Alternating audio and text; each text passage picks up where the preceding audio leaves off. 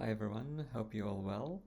This is the second video out of 3, so I've spent 2 weeks at the residency at this stage, and at the time of recording this video, I'm actually taking a short break just for 3 days in Porto, but I'll just talk about the 2 weeks before this, when I was in the residency in Ferreira do Zêzere.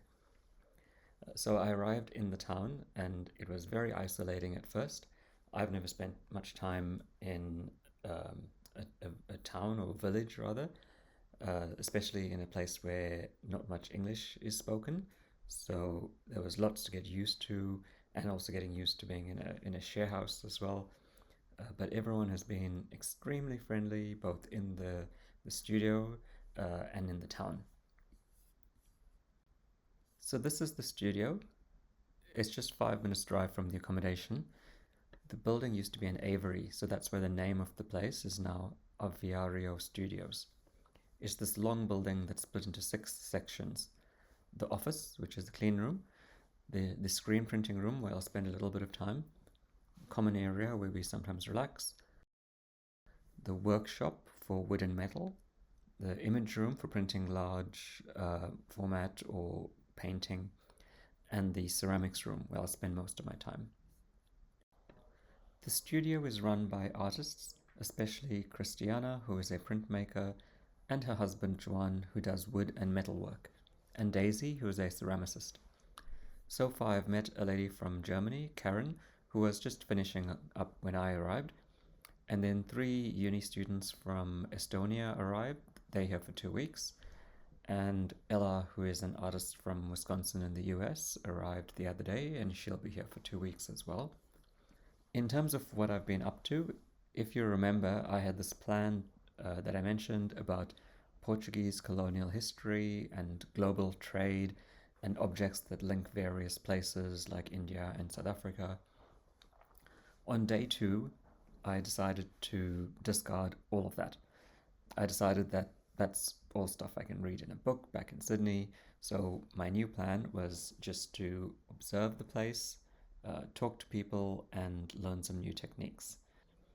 So the new plan is simply to take lots of notes about what I experience and learn a bunch of techniques, some of which I could learn in Sydney, but I won't because of the full schedule in our everyday lives.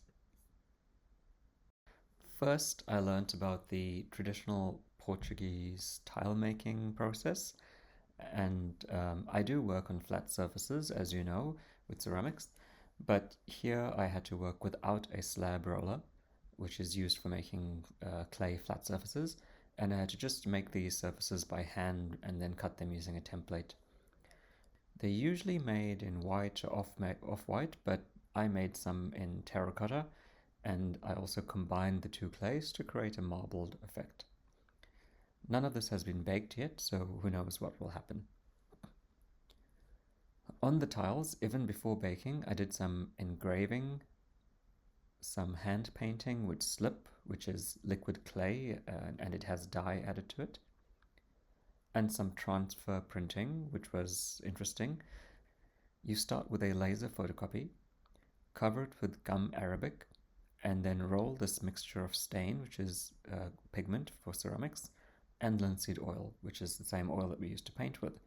And when you press the paper onto the clay, the image transfers. Not perfectly, but there's definitely something of the image there. And the last thing I learned was 4-color CMYK screen printing, which is where you start with a photograph divided up into cyan, magenta, yellow, and black, make 4 screens, 1 for each color, and print them over each other to reform the image. Well, that's all the update for now. I'll send you one more video in 2 weeks' time at the end of the trip. And in the time being, please keep sending me photos of your work and updating me as to what you've been up to as well. So take care.